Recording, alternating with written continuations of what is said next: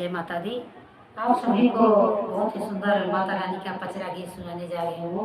आप लोग सुनिए, कैसा लगे लाइक करिए, सब्सक्राइब करिए। प्लीज हमारे चैनल श्रद्धा माँ के अधीन लोकगीत को आप लोग सपोर्ट करिए, बहुत प्यार दिला दीजिए, जिससे हम आपको अच्छा भजन जो भी आप लोग को पसंद हो आप लोग कमेंट करके बताइए, हम सुनाने की जरूर कोशिश करेंगे। अपनी बहनों तक सुंदर सुंदर भजन और कीर्तन लेके जाएंगे।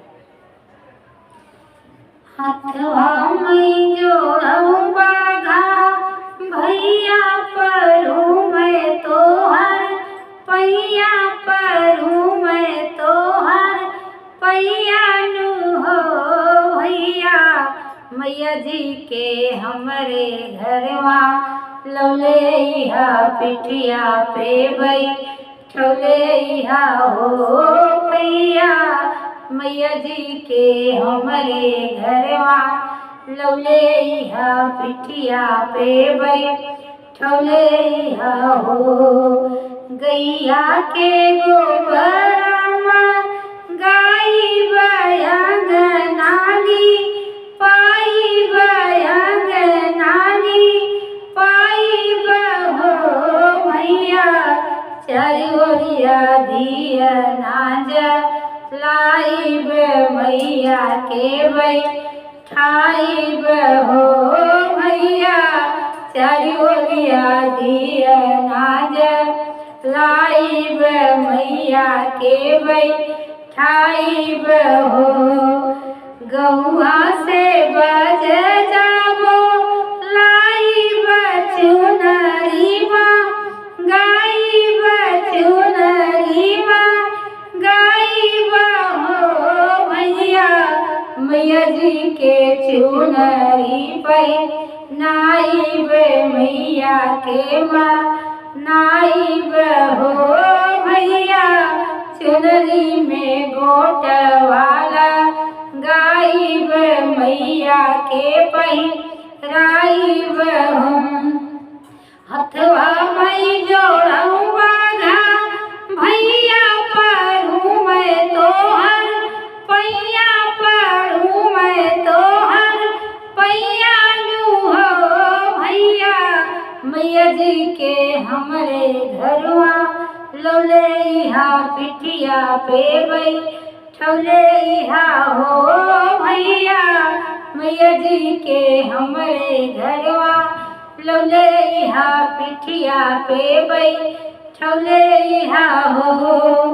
गौआ से कहाराबो लाइब कलशवा राइब कलशवा गाइब हो मैया गंगा जल से कलशवा राइब तो हो के माँ नाइब हो मैया गंगा जल से कलशवा राइब तो हो कामा नाइब हो भैया मैया जी के हमरे घरवा लौले इहा पिठिया पे बैठौले इहा हो।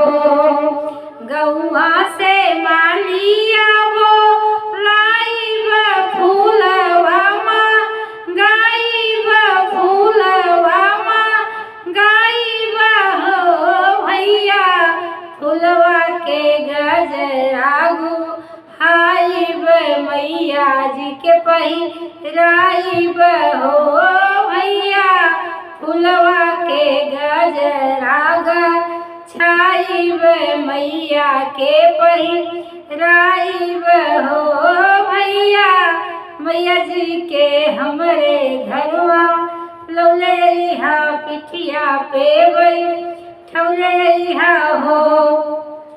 गौआ से पंडित बो लाइब कलशधा राइब कलशधा राइब हो मैया तोहराई पाठ राइब तो हो के माँ नाइब हो मैया 9 दिन पाठ राइब तो हो के माँ नाइब हो